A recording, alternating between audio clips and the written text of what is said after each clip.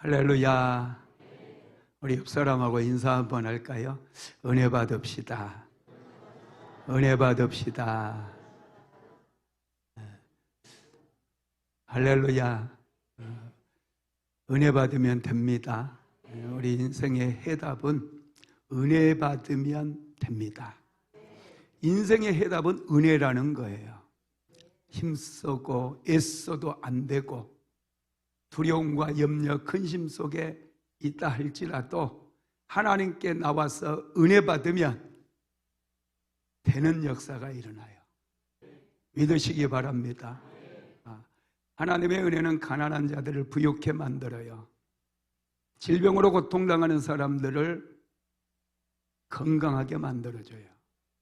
실패하고 낙심한 자들에게 새 힘을 공급함으로 형통한 인생으로 바꿔준다는 거예요.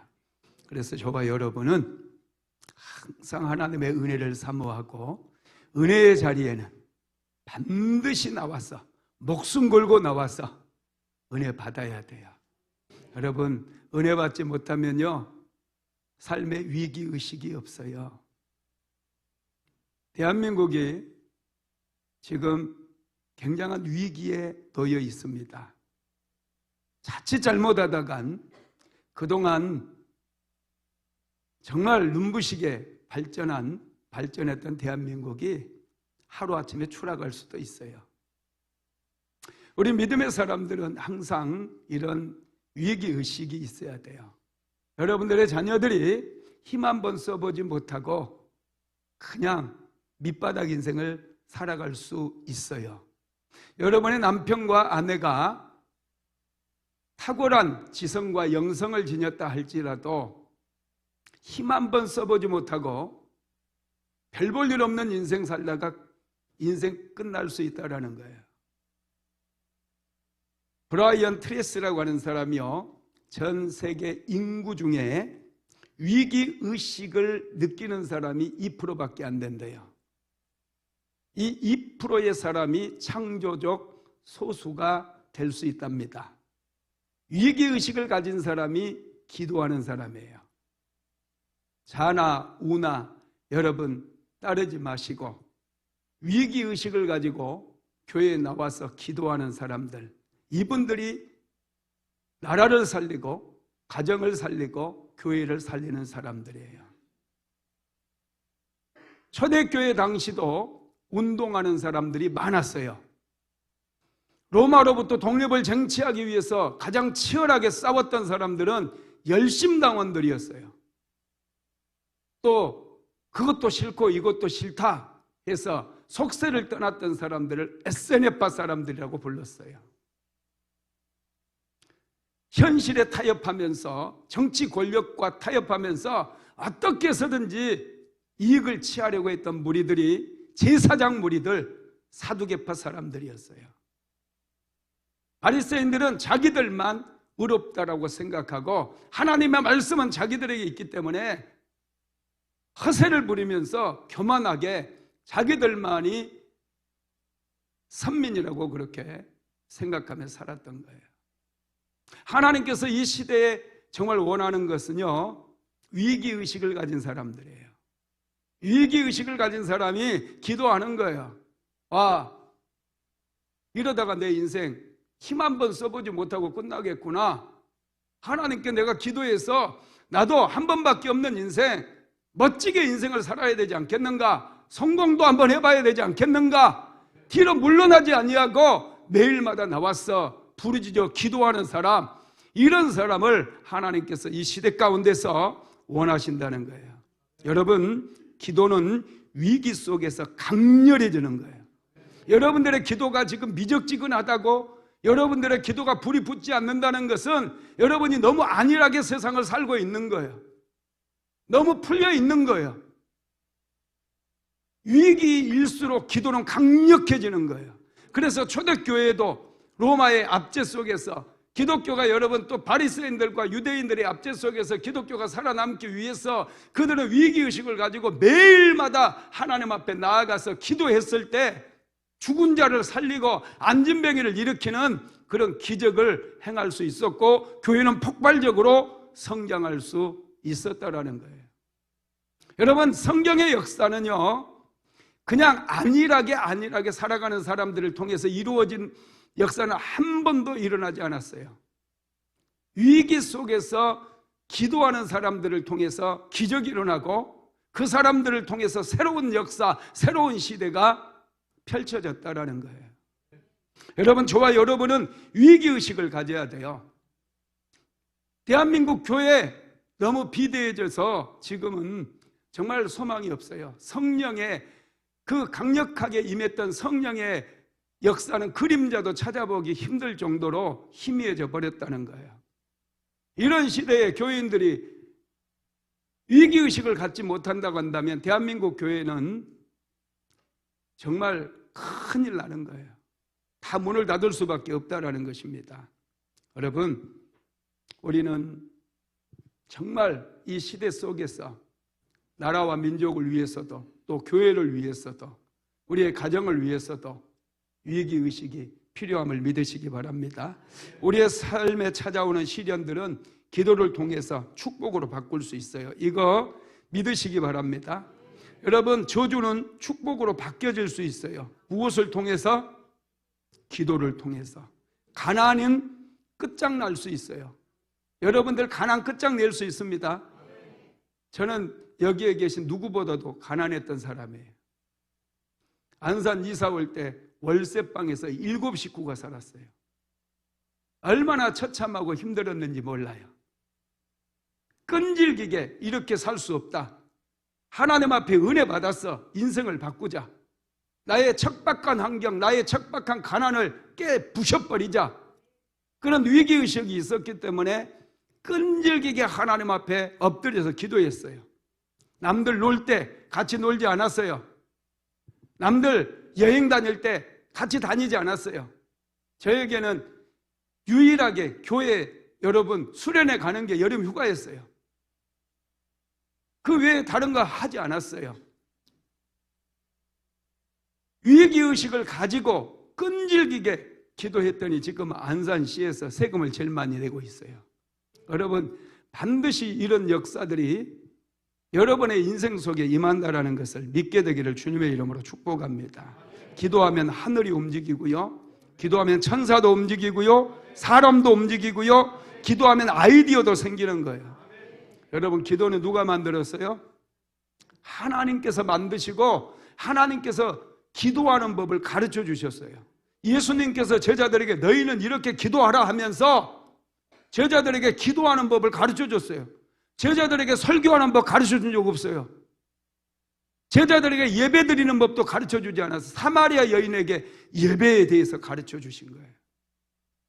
예수님께서 제자들에게 유일하게 가르쳐 주신 것이 기도라는 거예요.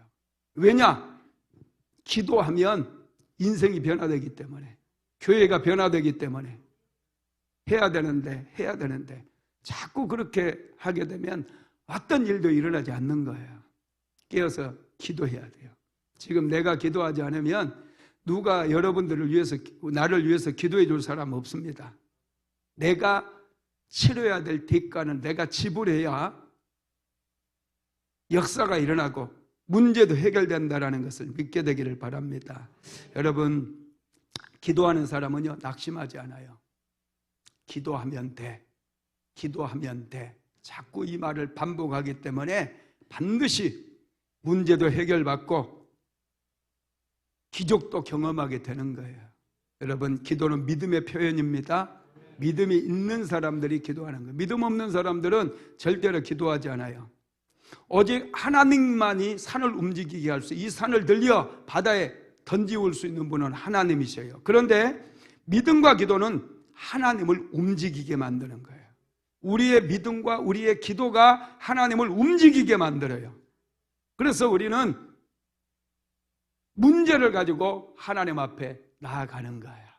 그럴 때 기적이 일어나고 역사가 일어나는 거 믿게 되기를 주님의 이름으로 축복합니다. 소론이 길었어요. 기도 소리가 좀 약해진 것 같아서 할렐루야. 우리 순복음 안디옥에 기도 빼면 시체입니다. 영적으로 살아있는 사람들이 기도하는 거예요.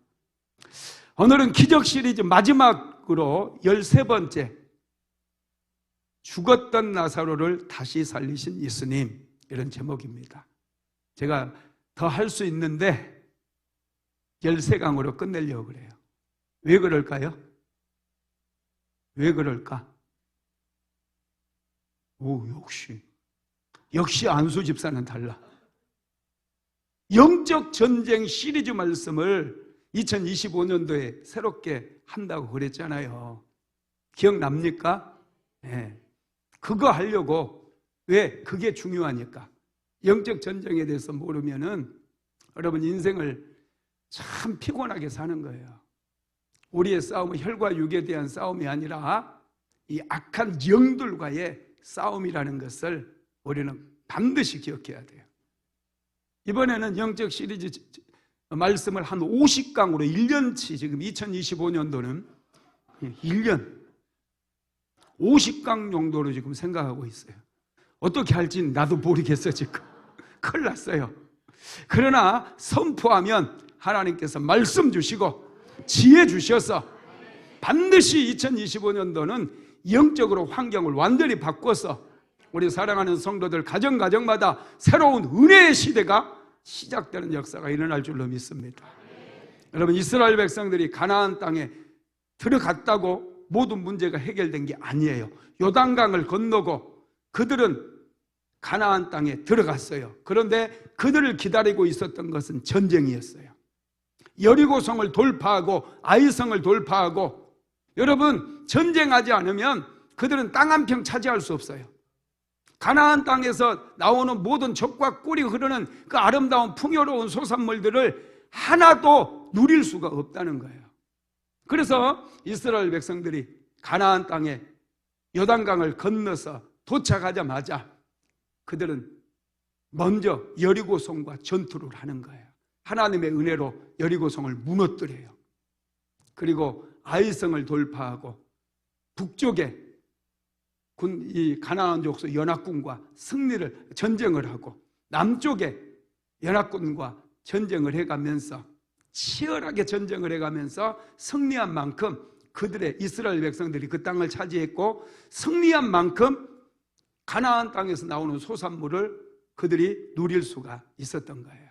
저와 여러분도 똑같아요. 신앙생활 한다고 예수 믿으면 물론 믿음으로 구원은 받아요. 그러나 잠잠히 있으면 눈에 보이지는 않지만 어둠의 영들이 우리 인생을 도적질해 가는 거예요. 끈질기게 도적질해 가는 거예요. 도적질 당하는지도 모르게 도적질을 당해요. 이게 얼마나 억울합니까? 그래서 영적 세계에 대해서 알아야 되고, 영적인 존재들, 특별히 우리 인생을 도적질하고 죽이고 멸망시키기 위해서 호시탐탐 노리고 있는 악한 영들에 대해서 알아야 돼요. 알고 싸우면 우리는 100번 싸우면 100번 이길 수 있어요. 지피지기는 100점 100승이라고 그랬어요. 적을 알고 나를 아는 자들은 반드시 100점 100승, 100번 싸워 100번 이기는 그런 인생을 살아가게 된다는 거예요. 그래서 영적 시리즈 말씀을 올해 하여튼 한번 해봅시다. 몇 강을 한다고요? 50강. 하여튼 박 목사는 통도 커요. 큰일 났습니다. 하지만 성령께서 지혜 주시고 능력 주시고 깨달음을 주시면 반드시 우리가 새로운 은혜의 시대를 열게 될 줄로 믿습니다. 예수님은 죽음의 문제를 해결해 주시기 위해서 이 땅에 오셨습니다. 사람은 죽음 앞에서 무력해져 버려요. 죽음 앞에서 아무것도 할 수 없어요. 죽은 사람이 뭐 하는 거 봤어요? 죽으면 끝이에요. 죽음은 모든 걸 삼켜버려요. 개인의 모든 것을 다 삼켜버립니다. 죽음이 부르면 두 손 놓고 가야 돼요. 돈으로도 권력으로도 죽음을 막을 수 없어요. 그런데 예수님께서 이 죽음의 문제를 해결하기 위해서 이 땅에 오셨다는 거예요. 오늘 본문에 보면은 이미 죽은 지 사흘이 지나서 나흘이 되었던 나사로를 예수님께서 살리신 그런 기적입니다. 이 나사로를 살리신 기적은 기적 중에 최고의 기적이라고 할 수 있어요. 나사로는 이미 죽어가지고 나흘째가 되므로 이제 살이 썩어버리고 냄새가 나고, 또 나사로의 몸은 꽁꽁 세마포처럼 묶여 있었어요. 그런데 그런 상황에서도, 살이 썩고 냄새가 나는 상황이어도 예수님께서 오시니 죽었던 나사로가 다시 살아나는 그런 역사가 일어났다라는 것입니다.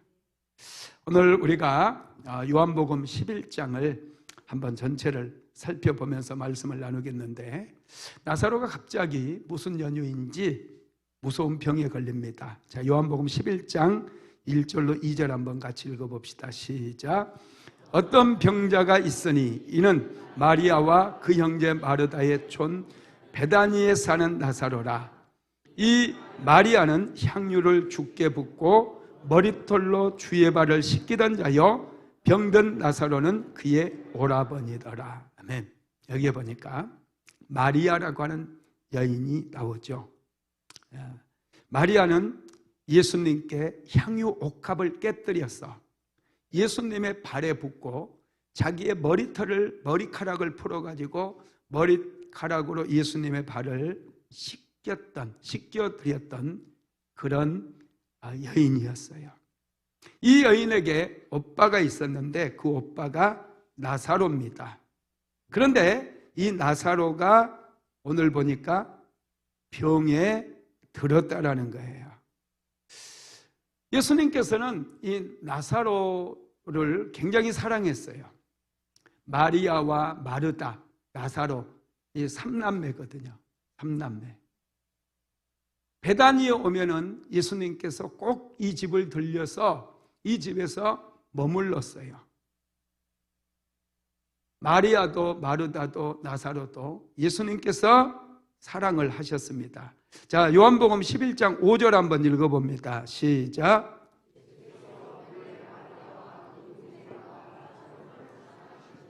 예수께서 본래 마르다와 그 동생과 나사로를 사랑하시더니, 예수님이 이 삼남매를 무척이나 사랑하셨다는 거예요.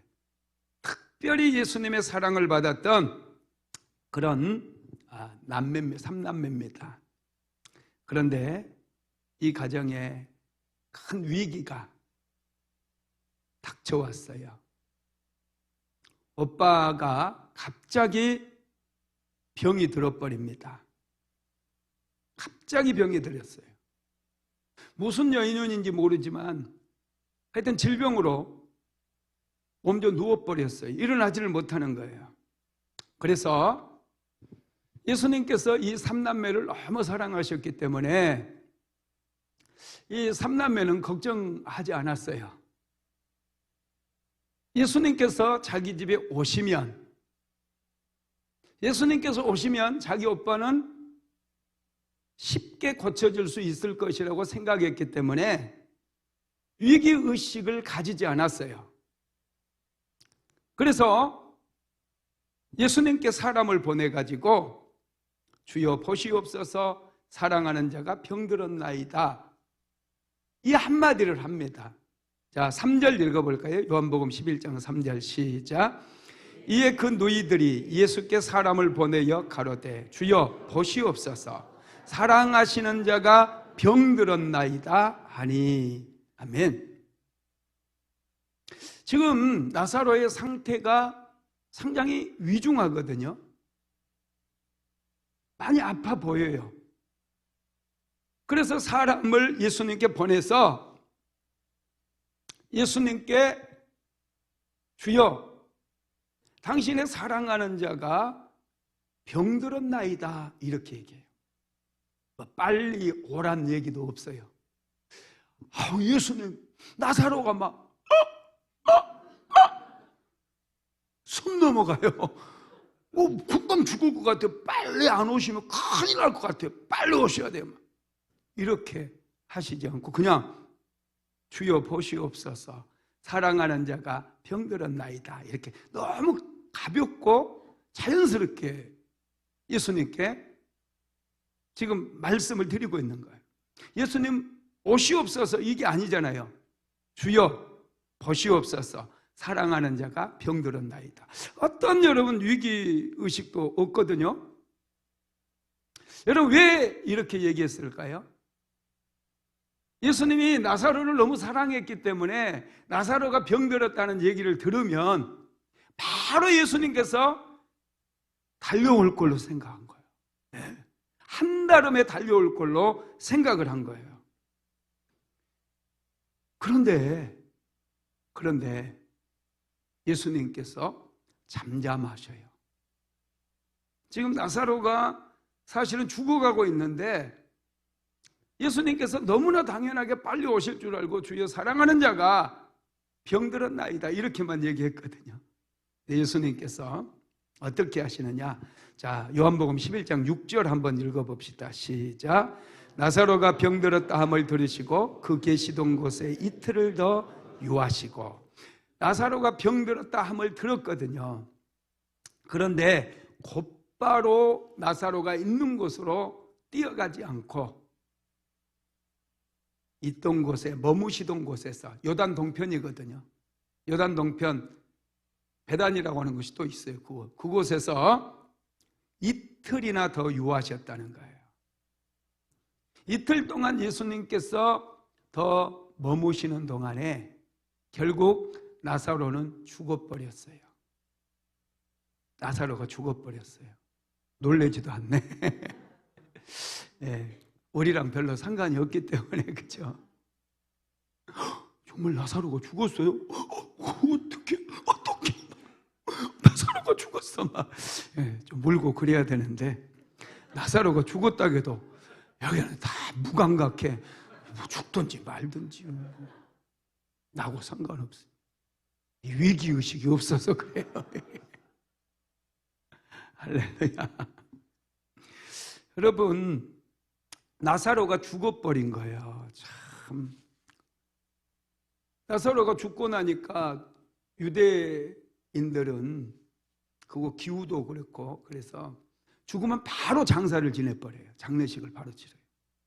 마르다와 마리아가 장례식까지 다 치를 때까지 예수님이 안 오시는 거예요. 예수님 올 줄 알았는데 안 와. 예수님 왜 안 오시지? 예수님께서 우리를 분명히 사랑하시는데 왜 안 오실까?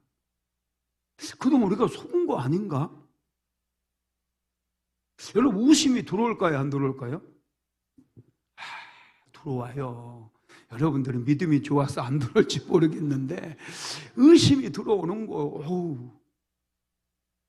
분명히 예수님이 우리를 사랑한 줄로 알았는데 그래서 당신의 사랑하는 자가 병들었나이다. 사람까지 보내서 도와달라고 요청을 했는데 장례식이 다 끝날 때까지 예수님이 안 오셨다니까요.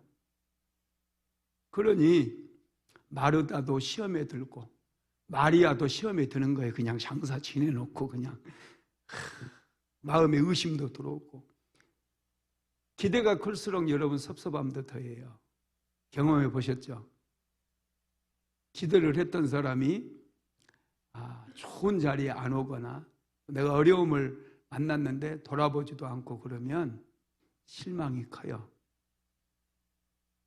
우리 교회 입당 예배 드리고 그럴 때 내가 참 또 잘 챙겨주고 또 이제 그 뭐 있으면 가서 찾아가지고 막 열심히 섬겼던 그런 목사님들이 있는데 그분들은 하나도 안 왔더라고요. 그분들이 안 왔어. 이게 뭐지? 나는 부지런히 갔는데 내가 호구였나? 여러분 이런 생각이 들겠어요? 안 들겠어요? 둔다고 하니까 또 위로가 되네. 안 된다고 그랬으면 나 섭섭할 뻔했어. 야, 이게 그런 마음이 들어오더라고요. 근데 표시는 안 내지. 표시는 안 내고 이번에 젊은 친구를 젊은 목사님을 만났어요. 그 친구가 애를 이제 2명이 딸이 있거든요. 맨날 딸 데리고 이제 와. 그럼 내가 내 지갑을 꼭 열어서 한 5만 원짜리 하나씩 줘요. 딸들한테. 맛있는 거 사서 먹이라고. 그랬는데 이 새끼가 안 왔네 그냥. 확 그냥 이번에 만나가지고 이 새끼 왜 안 왔어? 이 새끼 확. 할렐루야. 네. 사람이 의리가 있어야지 말이야. 막 이러면서. 네. 여러분 뭔가 기대가 있으면요. 이게 상처를 입어요. 상처를. 끊임없이 마르다와 마리아는 예수님께 사랑하는 자가 병들었나이다 이렇게 기별을 넣어서 예수님 빨리 오시라는 얘기잖아요. 우리 오빠 죽어가고 있어요. 다른 사람만 살려주지 말고 우리 오빠 좀 살려달라니까요. 우리 오빠 지금 죽어가고 있어요. 정말 그렇게 얘기하고 싶었지만 그래도 예수님이 당연히 오실 줄 알고 추임새가 아주 좋네. 추임새가 아주 끝내줘. 요즘 조집사 기도 소리가 달라지지 기침 소리도 은혜스럽네 아주. 할렐루야. 어디까지 하다가 잊어먹었죠. 그 의심도 들어오고 이 마음의 상처가 되는 거예요. 오시라고 했는데 안 오셔가지고. 여러분, 저와 여러분도요 기도했는데 기도가 응답이 안 되고 또요 정말 하나님의 이름을 부르고 열심을 다해 헌신하고 10년 20년 이름도 없이 빛도 없이 열심히 수고했는데 하나님께서 특별한 문제가 생겨서 기도할 때 기도 응답이 안 되면요 시험에 들 수 있어요.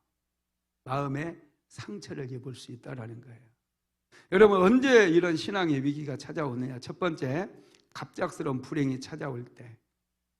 나사로는 갑자기 병으로 쓰러졌어요. 원인을 알 수 없어요. 그래서 마르다와 마리아가 예수님께 부탁을 했어요. 사랑하는 자가 병들었다고. 근데 오시지 않아요. 나중에요 예수님이 오시거든요. 장사 다 지내고 장례 다 끝나니까 예수님이 짠 하고 나타나요. 그럴 때 이 마리아, 특히 마리아는 정말 예수님을 좋아했거든요. 마르다는 열심히 일했잖아요. 그죠? 예수님 섬기려고 막 먹이려고 막 일했는데 마리아는 예수님의 무릎 앞에 앉아가지고 한마디의 말씀도 놓치지 않기 위해서 예수님의 말씀을 막 열심히 들었거든요. 그 정도로 사모함이 있었어요. 그런데 예수님이 오셨다는 얘기를 들어도요 마리아가 안 나가요. 가만히 집에 그냥 꾹 눌러 앉아 있어요. 한번 볼까요? 20절 요한복음 11장 20절 시작. 예수님이 오셨다는 말을 듣고 곧 나가 맞대 마리아는 집에 앉았더라. 섭섭한 거야. 마리아가 예수님을 더 많이 사랑하고 더 많이 좋아했었거든요. 더 많이 사랑하고 더 많이 좋아하다 보니까 상처도 더 받는 거예요. 예수님이 지금 베다니 오셨어요. 마을 입구에서 사람들을 시켜서 예수님이 지금 와 있다고 마르다에게 마리아에게 똑같이 얘기를 했거든요. 마르다는 예수님이 와셨다니까 빨리 그래도 나가서 예수님을 맞이했어요. 그런데 마리아는 집에 앉아 있어요. 그냥 오든지 말든지 그냥 예수님도 싫은 거야. 여러분 나중에 또 마르다도 예수님을 맞이하면서 마르다가 했던 말을 보면은 거기에 섭섭함이 꽉 차 있어요. 자, 21절도 읽어봅시다. 요한복음 11장 21절 시작. 마르다가 예수께 여짜오되 주께서 여기 계셨다면 내 오라비가 죽지 아니하였겠나이다. 여기에 보면 이 말씀 속에 섭섭함이 묻어 있어요. 그죠?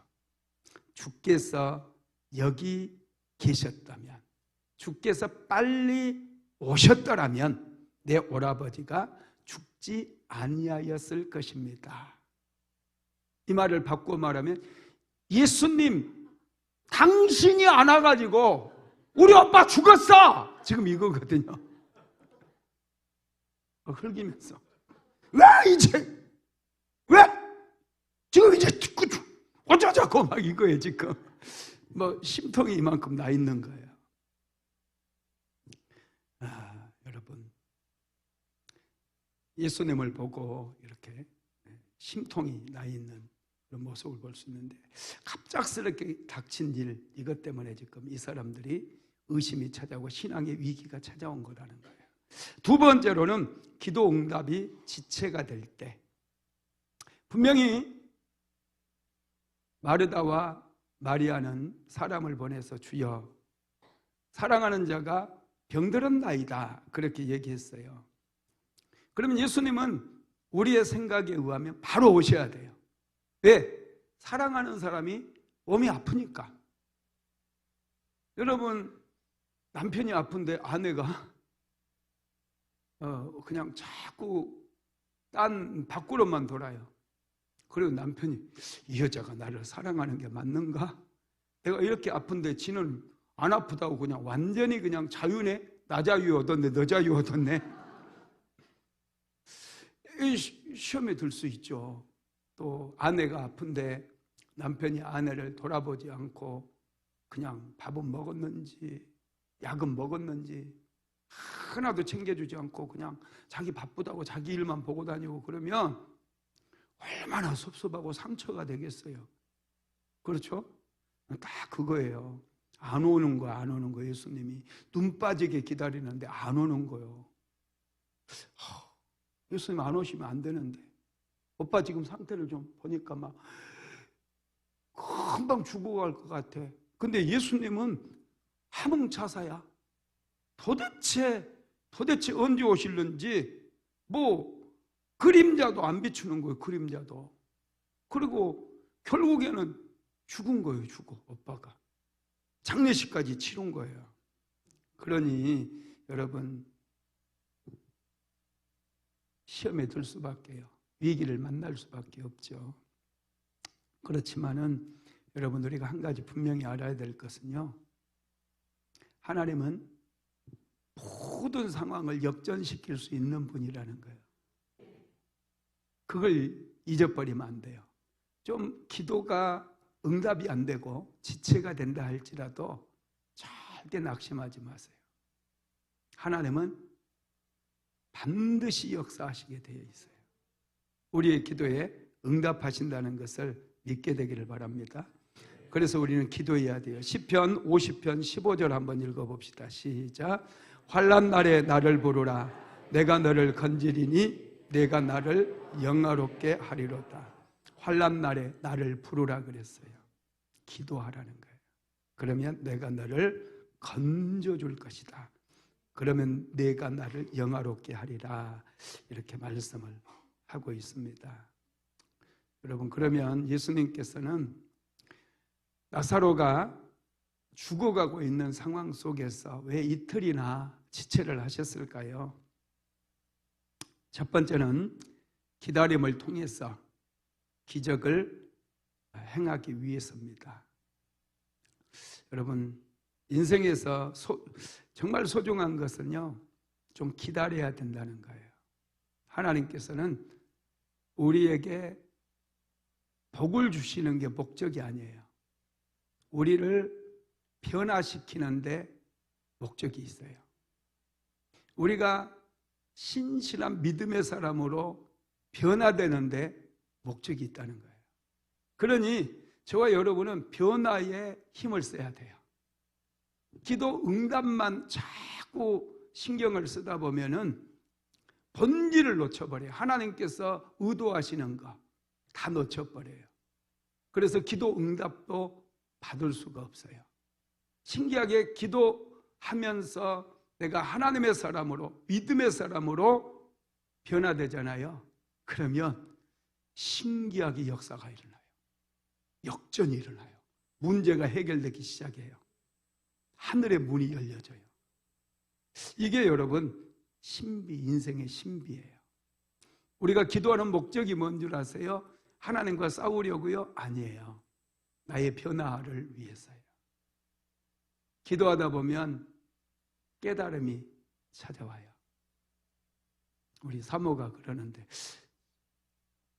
요즘 목사님 조인규 집사 기도 소리 좀 들어보셨어요? 저녁마다 나와서 기도하는, 맨날 뒤에 그냥 진경의 집사는 죽어라 기도하는데 혼자 막 졸거든. 내가 보면 어쩔 때는 답답해가지고 내가 가다가 탁 감세 때리고 갑니다.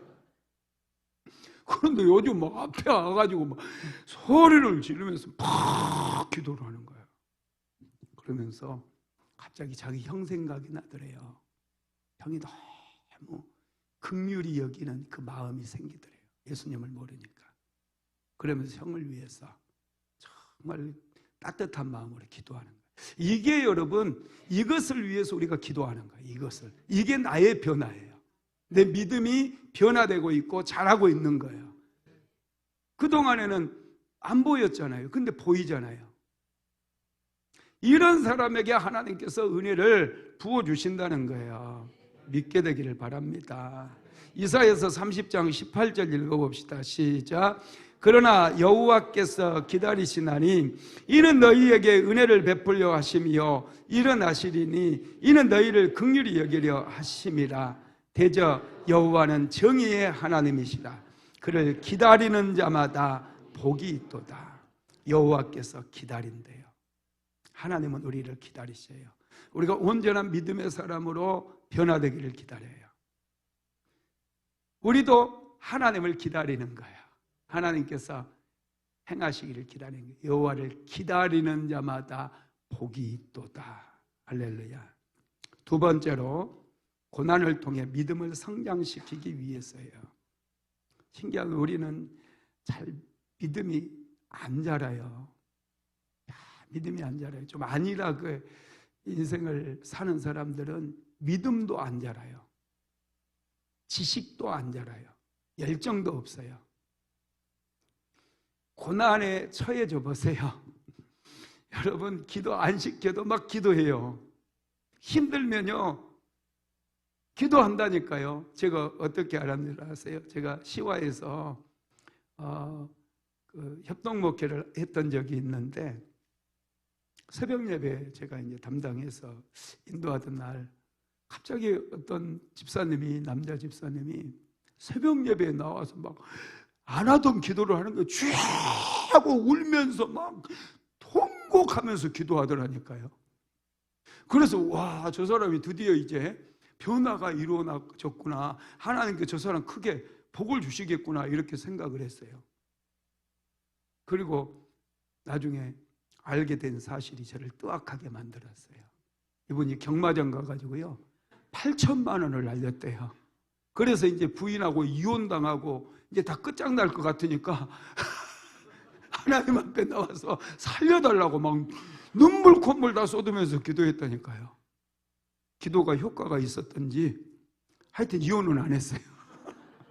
집 쫓겨나지도 않았어요. 야, 편안하면 사람들이 기도 잘 안 해요.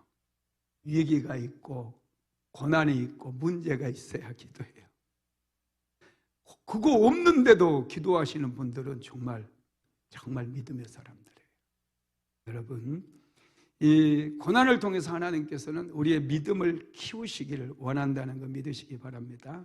이 고난 중에 기도하면서 기도가 응답되어지면 우리의 믿음이 확 성장해요. 고난 중에 하나님의 말씀이 얼마나 달고 맛있는지 몰라요. 고난 가운데 성경을 펼치면 한 말씀 한 말씀이 깊이 내 심장을 뚫고 들어와요. 이 말씀 붙들고 기도하면 기적도 일어나고 역사도 일어나요. 이게 여러분 우리의 믿음을 키우게 된다는 거예요. 카우만이라고 하는 분이 사막의 생수라고 하는 책을 썼어요. 생수라는 책이 있는데 이 책에 보면은 나방이 고추 아시죠? 누에고추처럼 나방이 고추를 뚫고 나오는 그 모습이 기록이 되어 있는데 이 고추에서 이제 나방이 나오는데 막 뚫고 나오려고 하면요, 엄청난 몸부림을 지금 막 날갯짓을 하면서 빠져나오기 위해서 난리를 치는 거예요. 이걸 지켜보다가 아이고 너무 힘들게 나오네 하고 안 되겠다 싶어서 가위를 가져다가 누에 고추를 살짝 잘라줬대요. 그랬더니 나방이 쑥 나오는 거예요. 그런데 신기하게 나방이 얼마 안 가서 죽어버리더래요. 왜냐하면 이 나방이 막 몸부림을 치잖아요. 고추를 빠져나오기 위해서 막 몸부림을 치면서 날개의 근육이 만들어지고 이 소화기관이라든지 이런 기관들의 근육이 만들어지는 거예요. 자기 힘으로 그 고추를 찢고 나왔을 때 이 나방이 자유롭게 날아다니고 먹이도 구하고 잘 살 수 있어요. 하나님께서는 저와 여러분도 동일하게 만드신 거예요. 고난 없이 우리의 믿음이 성장하지 않아요. 그래서 문제 없는 사람은 없대요. 문제 없는 사람을 만나려면 공동묘지 가야 된대요. 여러분, 벼이삭이 무르익는 것은요, 여름에 뜨거운 태양볕을 받아야 무르익어요. 가을에 여러분 햇살이 얼마나 따갑습니까? 여름에 얼마나 뜨겁습니까? 그 뜨거운 햇살을 받아야 벼가 무르익는 거예요. 여러분, 우리 대한민국도 수없이 외침을 받았어요. 엄청나게 큰 나라들과 전쟁도 많이 치렀어요. 나라를 빼앗겼던 적도 있고, 그런 역경과 고난이 오늘날의 대한민국을 만들었거든요. 그래서 대한민국은 여러분 6.25 전쟁이라고 하는 엄청난 내전 통해서 다 망했어요. 남자들 산업 현장에서 일해야 될 청년들이 많이 죽었어요. 그런 폐허가 된 대한민국이었는데 여러분, 전 세계에 유례가 없을 정도로 산업화와 민주화 동시에 다 이루어버리는 그런 나라가 되었어요. 거기에는 위기의식을 가지고 우리 교회들이 정말로 깨어서 기도한 거, 여러분 이 기도가 있었던 거예요. 그래서 오늘날의 대한민국이 만들어졌어요. 지금 우리 그리스도인들은 이런 위기의식이 필요하다는 거 믿으시기 바랍니다. 세 번째로, 하나님은 지체하심으로 큰 영광을 받으시기 원해요. 하나님께서, 예수님께서 지체하시면서 나사로, 죽었던 나사로를 살려버리잖아요. 죽었던 나사로를 예수님은 살리시는 거예요. 그러면서 죽은 자도 살리신 예수님은 과연 하나님의 아들이시구나, 이런 영광을 받으시게 된다는 것이죠. 큰 세 번째, 여러분, 의심이 찾아올 때, 언제 신앙의 위기가 오느냐? 세 번째, 의심이 찾아올 때입니다. 마르다와 마리아는 예수님께서 지체하셨을 때 의심이 찾아왔어요.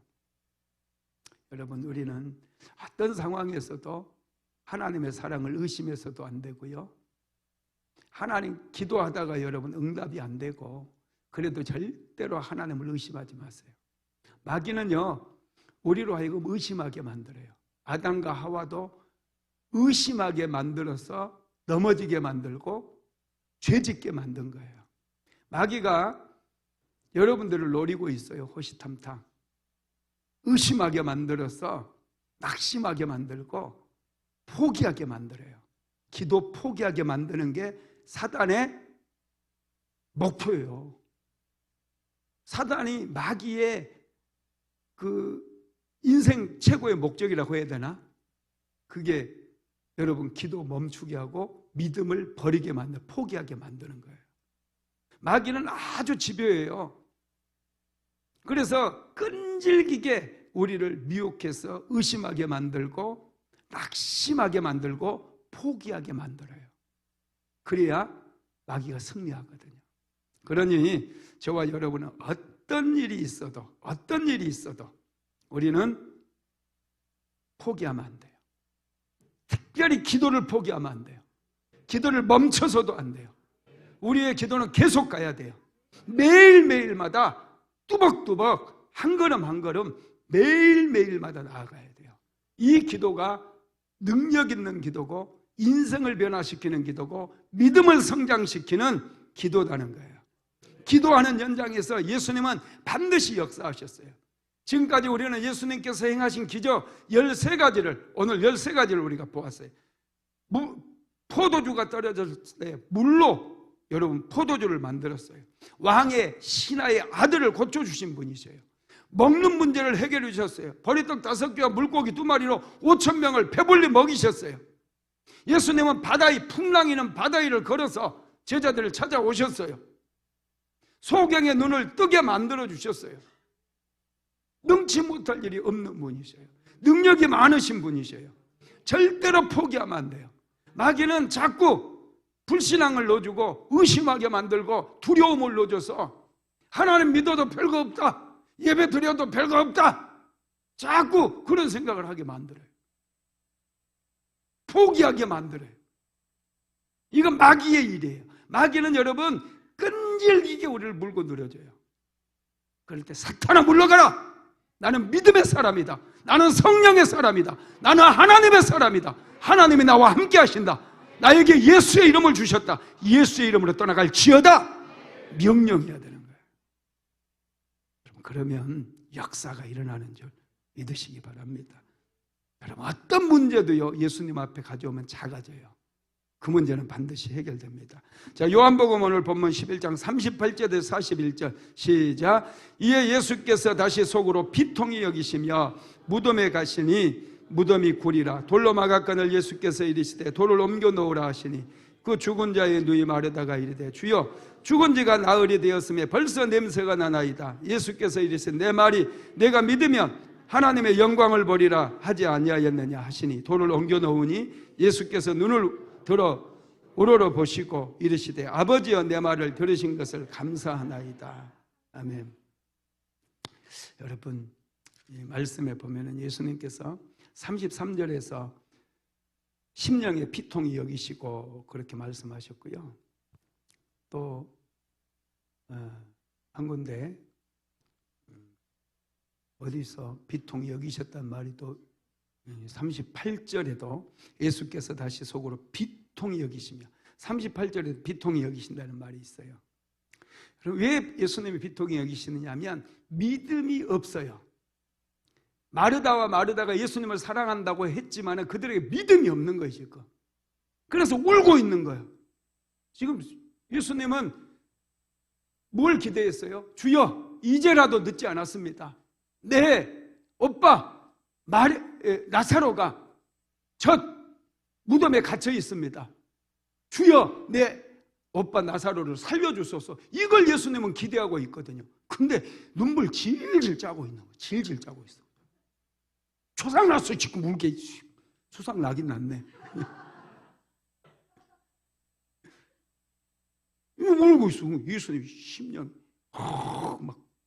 그리고 그 사람이 이 사람이 맹인의 눈은 뜨게 한 이 사람이 그 사람은 죽지 않게 할 수 없었더냐 이렇게 비웃는 거예요. 믿음이 없는 것을 보시고 예수님이 비통히 여기신 거예요. 그러면서 무덤으로 가셔가지고 돌을 옮겨 놓으라 그래. 무덤 문을 열어요.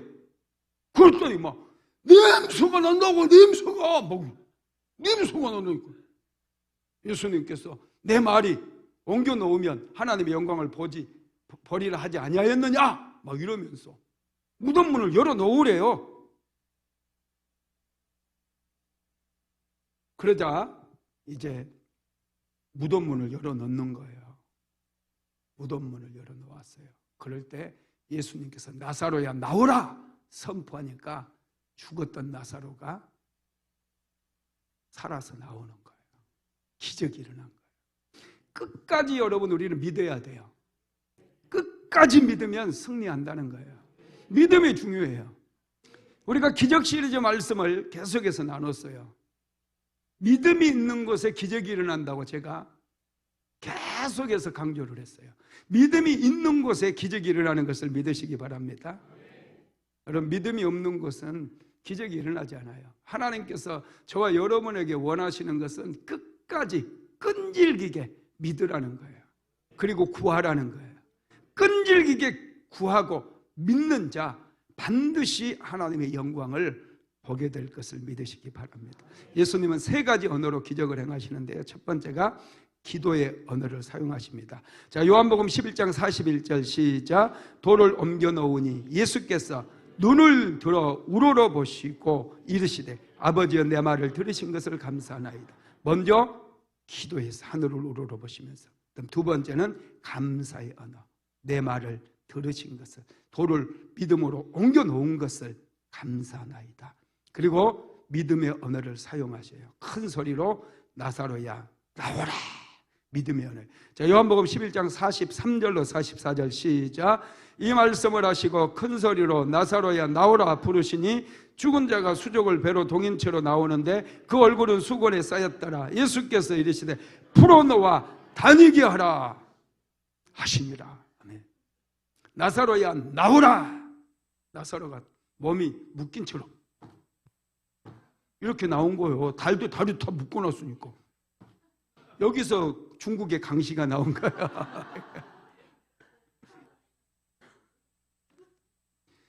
그래서 예수님께서 강시로 있으면 사람들 놀랄까 봐 풀어놓아라 그런 거예요.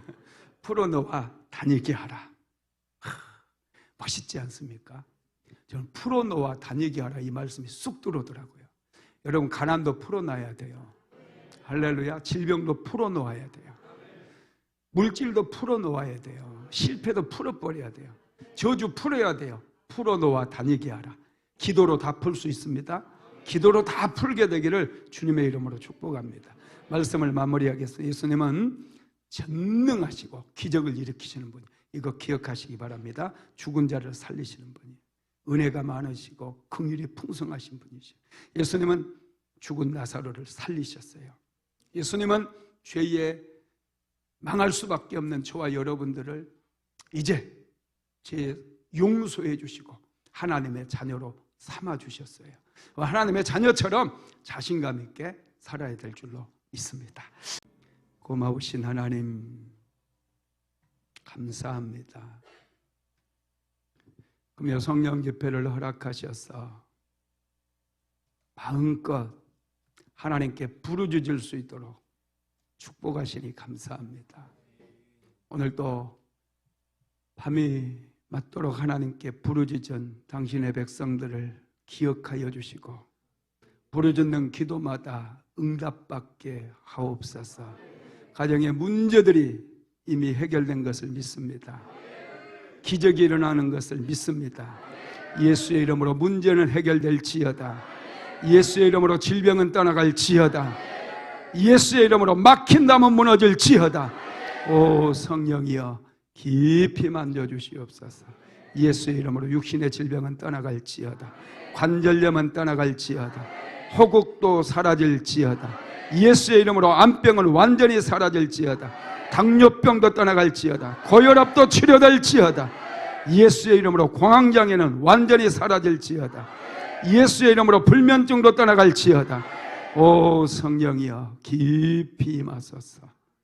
깊이 만지소서. 성령의 불로, 성령의 불로, 성령의 불로 질병은 태워질지어다. 감기 몸살도 사라질지어다. 예수의 이름으로 동맥경화도 사라질지어다. 예수의 이름으로 담석증도 사라질지어다. 오 리할라셀라마나리 성령이여 깊이 임하소서. 깊이 임하소서. 예수의 이름으로, 예수의 이름으로 축복하노라. 오늘 금요 성령 집회에 나온 사랑하는 성도들을 예수의 이름으로 축복합니다.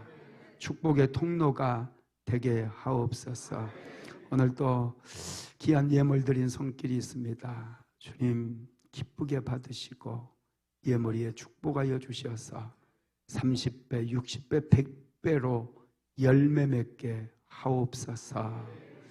예수님의 이름으로 기도드렸습니다.